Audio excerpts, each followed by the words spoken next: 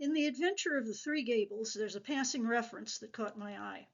While trying to figure out why the Stockdale gang is so anxious to acquire all of the contents of the house, Holmes asks Mrs. Maberly, "You don't happen to have a Raphael or a First Folio Shakespeare without knowing it?" This is the only place in the canon where Shakespeare is mentioned by name. It's interesting that when Holmes is trying to come up with an object that would have enormous intrinsic value, one worth overpaying for a whole house to acquire, the First Folio, that holy grail of bardolatry, immediately leaps to his mind. Of course, this sent me off on a hunt for more Shakespeare connections in the canon. The Shakespeare connection is there from the very beginning. A Study in Scarlet, where Holmes makes his debut, was first published in Beeton's Christmas Annual, 1887. And what else appears in that publication? A vaudeville play called Food for Powder. Many Victorian readers would have recognized this phrase as a quote from Shakespeare's Henry IV, in which Sir John Falstaff refers to the conscripts he is sending to King Henry's army as food for powder, food for powder. They'll fill a pit as well as better. In other words, what we today would call cannon fodder. The vaudevillian play itself has fallen into well-deserved obscurity, but its subject matter clearly echoes Falstaff's military exploits, with a less than scrupulous army recruiter rounding up conscripts for the Napoleonic Wars. Best of all, it contains this memorable line spoken by the recruiting sergeant to the new conscript: "I shall be proud to introduce you to the cannon." Even though that cannon was spelled with two N's, it's still a wonderful coincidence that it appears in the same magazine that first introduced the world to the upcoming Sherlockian canon, with one N. So Holmes started his literary life between the same covers as Falstaff, or at least a reference to Falstaff. It's hard to imagine two fictional characters with less in common, from their appearance to their personalities. Falstaff is fat and slovenly, Holmes is lean and fastidious. Falstaff is loud, drunken, self-indulgent, and a total agent of chaos and criminality. Holmes is studious, abstemious, except for the cocaine, self-controlled, and a champion of law and order. Falstaff can't stay away from the tavern wenches. Holmes doesn't trust any women and keeps his distance, although he can treat them with great courtesy when he needs to. But they both quickly became crowd favorites and are still beloved worldwide. We're all familiar with the endless Sherlockian pastiches, plays, movies, musicals, TV shows, podcasts, and every other manifestation that popular culture can devise. But Falstaff isn't far behind in that department. Audiences loved him from his first appearance in Henry IV and clamored for more. There's a tradition, sadly unsupported by evidence, that Queen Elizabeth was so taken with Falstaff that she ordered Shakespeare to write another play about him, thus giving us the Merry Wives of Windsor. And Falstaff has been featured in many non-Shakespearean plays, books, operas, and movies. Maybe not as many as Holmes, but close. Plus, he got a beer named after him. And they both faked their own deaths. Holmes at Reichenbach, Falstaff on the battlefield of Shrewsbury, where he plays dead to keep from being stabbed by enemy soldiers. His pretense is convincing enough to fool his dear friend Prince Hal, shortly to be King Henry V, and get a very moving eulogy. However, he springs back to life as soon as he sees the opportunity for a little stolen glory. Holmes stayed dead a lot longer and returned with a lot more drama, astonishing Watson just as much as Falstaff astonished Hal. However, Holmes didn't die again and still lives on in our hearts, keeping bees in Sussex. Falstaff died for real in Henry V, his deathbed scene touchingly described by his ne'er-do-well friends from the Boar's Head Tavern. Just as good a final resting place for him as the Sussex Downs are for Holmes. Shakespeare famously stole material from anywhere and everywhere. In fact, scholars believe that of all his plays, only a few have plots he wrote entirely on his own. So I'm sure he'd have no problem with Conan Doyle snagging a few memorable lines from his work, paying it forward, as it were. The first Shakespeare quote that's immediately recognizable to anyone with even a passing familiarity with Sherlockiana comes at the beginning of The Adventure of the Abbey Grange. "The game is afoot!" While Holmes only says this once in the entire canon, it has become permanently identified with him through movies, plays, and pastiches. In fact, if you asked a random sample of English speakers for the origin of this phrase, I'd be willing to bet that far more of them would say Sherlock Holmes than William Shakespeare. And yet, long before Holmes appropriated it, this cry occurs in one of the most iconic speeches in all Shakespeare, King Henry V riling up his troops at the siege of Harfleur. It's the speech that begins, "Once more unto the breach, dear friends, once more," and ends with, "I see you stand like greyhounds in the slips, straining upon the start. The game's afoot. Follow your spirit, and upon this charge cry God for Harry, England, and St. George." Wow. No wonder Watson was out of bed, into his clothes, and off in a cab within 10 minutes.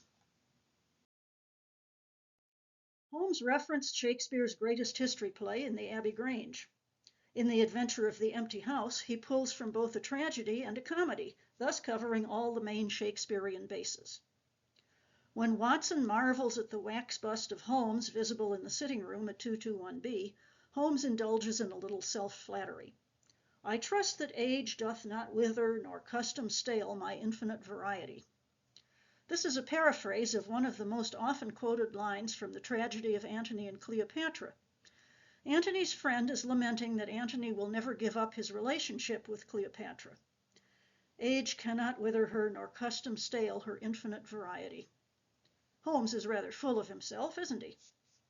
He's also in a particularly Shakespearean mood in this story. Later on, when he collars Colonel Sebastian Moran, he quips, "Journeys end in lovers' meetings," as the old play says. He seems to especially like this quote since he uses it again in The Adventure of the Red Circle when he meets up with Inspector Gregson. The "Journey's End" line appears in a song sung by Feste the Clown in Twelfth Night, one of Shakespeare's most popular comedies. Holmes is giving it a bit of a twist, since these meetings are certainly not between lovers. Moran is a ruthless criminal, and Gregson, although technically on the same side as Holmes, is still as much a rival as a compatriot. I'm sure Holmes is enjoying the irony. It's appropriate that one of Holmes's Shakespeare quotes is from a song. Music is a recurring theme throughout both the Sherlockian and the Shakespearean canons. Most Sherlockians are already familiar with Holmes's violin playing. Watson introduces this early on in A Study in Scarlet, where he includes "plays the violin well" in his list of Holmes's accomplishments. We also learn that Holmes loves concerts, with Watson chronicling his attendance at a recital by famous Czech violinist Wilma Norman Neruda. After the concert, he muses to Watson, "Do you remember what Darwin says about music? He claims that the power of producing and appreciating it existed among the human race long before the power of speech was arrived at." Perhaps that is why we are so subtly influenced by it. There are vague memories in our souls of those misty centuries when the world was in its childhood.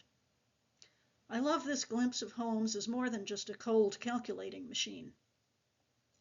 This love of music continues through the stories, with more concert going in The Retired Colorman and The Red-Headed League, and random violin playing in too many stories to list.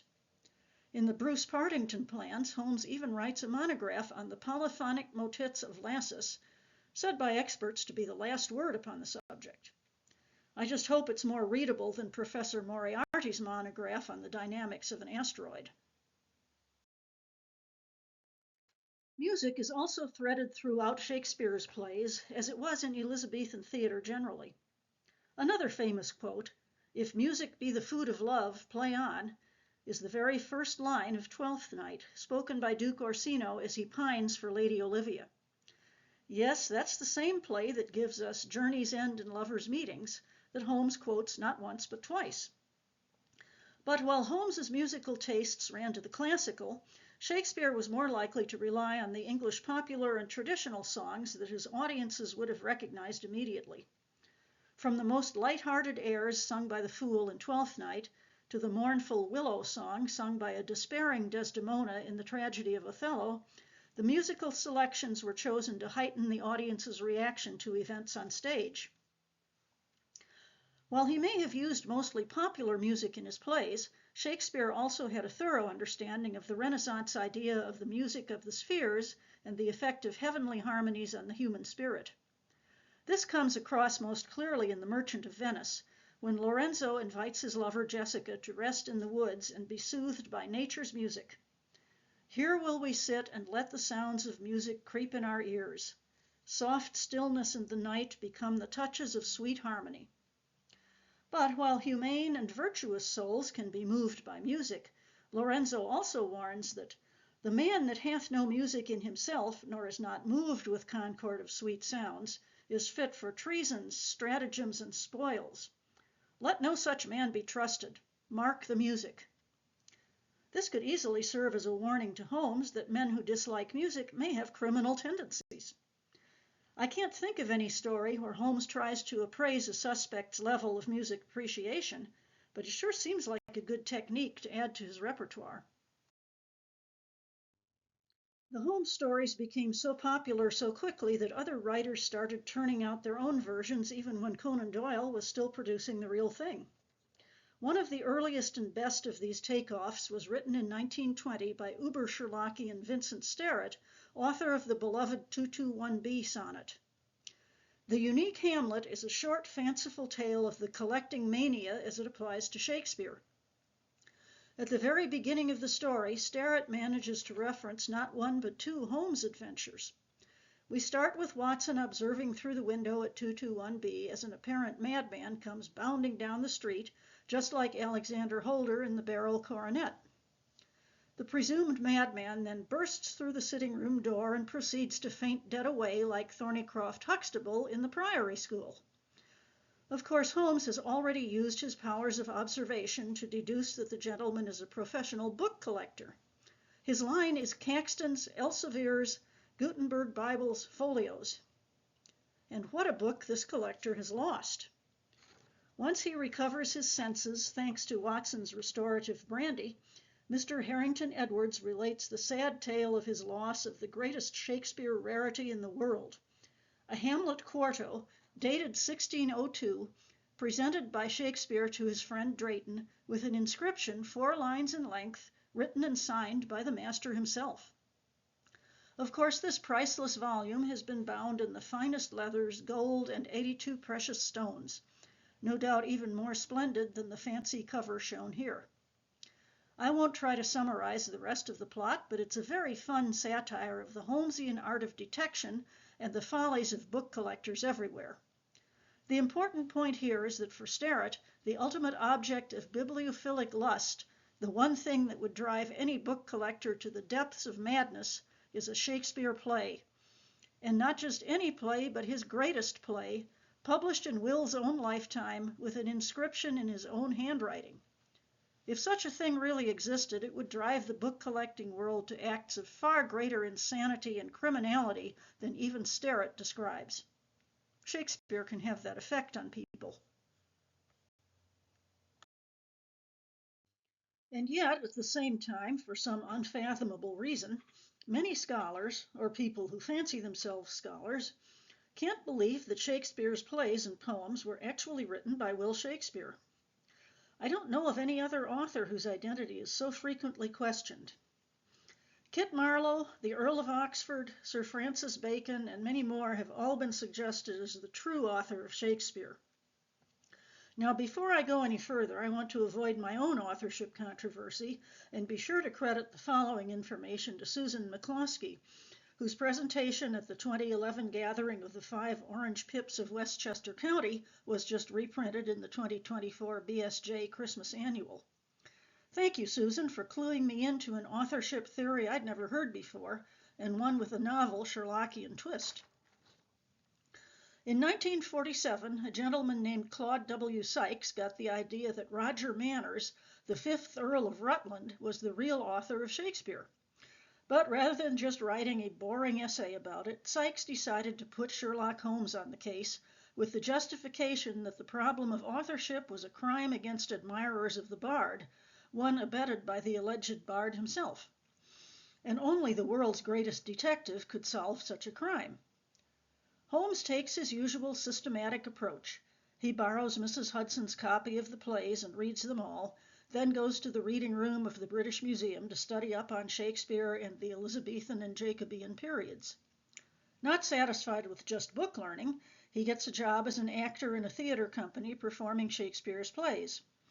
And finally, he visits the places in Italy, France, and Denmark where the plays are set. This is a real hands-on investigation. After all this work, he concludes that the aforementioned Earl is the author because only the Earl has all of the attributes that the true author must have had to be able to write like that. A wealthy courtier, university graduate, soldier who had experienced storms at sea, had visited Italy, France, and Denmark, was deeply involved in political intrigues, and had a brother complex, whatever that is. Rutland had all these things, Shakespeare none of them. But since Rutland was a nobleman, he couldn't stoop to be associated with an ignoble pursuit like writing plays, so he hired a young actor named Will to be his front man. And he and Will kept up the pretense for decades with never a slip. Of course, this is all nonsense, and our Sherlock Holmes wouldn't have fallen for it for an instant. You don't have to be a nobleman with a university education to write a masterpiece, and you don't have to have direct experience of all the things you write about. If you're a literary genius, you can create a breathtakingly convincing Macbeth without actually personally murdering the King of Scotland. So, like all the other will deniers, Mr. Sykes produced a big pile of nonsense. But you do have to give him credit for using a counterfeit Holmes to pile the nonsense up neatly and logically. Of course, we Sherlockians have our own authorship controversy. The perennial question of who really wrote the Holmes stories. Was it Arthur Conan Doyle, or was it Dr. Watson, with ACD simply acting as his literary agent? I know we won't solve that question today, but I'd like to wrap up with a few other questions that I think we can solve. There's a number of plot devices that both Shakespeare and Conan Doyle, or Watson, used in multiple places. For each question, I'll start with a couple of Shakespeare plays that use a particular device, and then present two Holmes stories that use that same device. I bet you can come up with more that I haven't even included on these slides. Ready for our first question? Shakespeare used cross-dressing in his plays a lot. In fact, since women were not permitted to act in public performances in Elizabethan and Jacobean England, you could say all the female roles involved cross-dressing. But it gets even more convoluted when a female character, for whatever reason, presents as male. Then you have a male actor playing a woman who is pretending to be a man. Shakespeare wrote a lot of really strong female parts, and a lot of them involve the character temporarily living as a man. Viola in Twelfth Night has just survived a shipwreck on a foreign shore and disguises herself as a boy named Cesario, both for safety and to seek work as a page in the court of Duke Orsino. Rosalind, in As You Like It, is forced to flee the court of her wicked uncle and escape to the forest of Arden, where she disguises herself as a boy named Ganymede. Both of these damsels in disguise are 100% convincing to everyone around them, to the point that each of them has to fend off the romantic advances of another woman. In which Holmes stories are Holmes and Watson completely taken in by a cross-dresser? In one story by a woman dressed as a man, and in another by a man dressed as a woman. And for extra credit, Holmes loved disguises. When did he disguise himself as a woman? Conan Doyle wasn't quite as fond of cross-dressing as Shakespeare, but he used it in a few places. The most famous, of course, is in A Scandal in Bohemia, when Irene Adler dresses as a man and wishes Holmes and Watson a good night, just because she can get away with that sort of thing. In A Study in Scarlet, an accomplice of Jefferson Hope answers Holmes's advertisement about the wedding ring dressed as an elderly woman, but then jumps out of a cab and disappears so nimbly that he's clearly an active young man. And for extra credit, in The Mazarin Stone, Holmes shadows Count Silvius while disguised. He says, "You've seen me as an old lady, Watson. I was never more convincing." Shakespeare liked to use twins for dramatic or comedic effect. In A Comedy of Errors, one of his earliest and most slapstick plays, we find not one but two sets of identical twins who are constantly being mistaken for each other. And to add to the confusion, both twins in each pair have the same name. The comic possibilities are endless. In Twelfth Night, Viola, the young lady who dressed as a young man, has a twin brother, Sebastian, who looks exactly like her when she's in her male disguise. Apparently, Shakespeare didn't understand the difference between identical and fraternal twins. Although they don't really drive the plot to such an extent, twins do show up in which of the Holmes stories? And for extra credit, in what story does one man pretend to be his own brother, thus causing a single man to be mistaken for two men? Two pairs of twins play important roles in the canon, although the fact that they're twins doesn't really matter to the plot, just that they're siblings. In The Sign of Four, Thaddeus and Bartholomew Sholto don't seem to have much in common. In The Adventure of the Speckled Band, Helen and Julia Stoner had a much closer relationship, until poor Julia met her end at the hands, or rather the fangs, of a swamp adder. And for extra credit, in The Adventure of the Stockbroker's Clerk, Arthur Pinner and Harry Pinner are really one man pretending to be two brothers in order to run a complicated swindle. They're found out because they both have a gold filling in the same tooth. Shakespeare was really into shipwrecks. They are major plot drivers in The Merchant of Venice, Comedy of Errors, Twelfth Night, The Tempest, and Pericles, Prince of Tyre. The opening scene in The Tempest is a magically created storm and a hugely dramatic shipwreck, complete with a display of St. Elmo's fire that leads the mariners to cry that hell is empty and all the devils are here. In Pericles, the prince suffers not one but two shipwrecks. The first takes his wife and daughter from him, the second restores them to him. Conan Doyle also wrote a lot about storms, shipwrecks, mutinies, piracy, and other misfortunes at sea, both in the Holmes stories and elsewhere. In what Holmes stories do shipwrecks play a role? And for extra credit, what non-Holmes story by ACD was based on a real-life maritime mystery and became so popular that his version came to overshadow the true events? In The Adventure of Black Peter, Captain Peter Carey picks up a man whose small craft has been abandoned by its crew and is about to founder. He then throws the man overboard in order to steal his box of valuable securities. But his crime catches up with him on land, and he finds himself skewered on his own harpoon. In The Adventure of the Five Orange Pips, justice awaits the villainous officers of the bark Lone Star when it docks in Savannah, but the ship never makes it, and only a shattered sternpost remains to tell of its fate. For extra credit, in 1872, the brigantine Mary Celeste was discovered adrift and deserted in the Atlantic Ocean. The ship was seaworthy, but its lifeboat was missing, and none of the crew or passengers were ever found. The mystery has fascinated people ever since. In 1884, Doyle published J. Habakkuk Jeffson's Statement, a speculation on the fate of the Mary Celeste, with a convoluted and fairly preposterous plot.